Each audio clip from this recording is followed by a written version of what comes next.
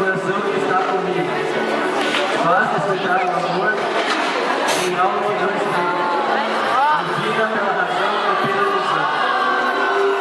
Quer que merece igualdade, reconhecimento, respeito profissional e pessoal. Vive intensamente e com muita dedicação, conquista a vitória. Às vezes imagino o que possa sonhar. Se eu precisasse passar pelo que passa no seu dia a dia. Confesso que com meu pensamento masculino, eu mesmo não consegui. Difícil? Sim. Fácil? Nem um pouco. Somente seu trabalho e sua luta revelam a força do seu corpo. Gera uma vida tem importância maior?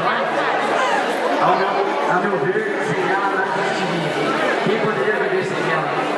Ela é essencial. Ela se prepara para vencer o feminina, serenidade, o bom humor, a doçura e o que falar de beleza.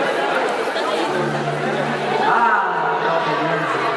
Deixa a autoestima lá nas alturas. Porém, não é tudo. Ela tem conteúdo, tem potencial e faz acontecer. Hoje em dia, supera seus medos e desenvolve seu valor. Superação é a palavra, é sinônimo dela. Pensa e cuida do futuro. É filha, adolescente, amiga, é mãe. Abençoada por Deus é a mulher.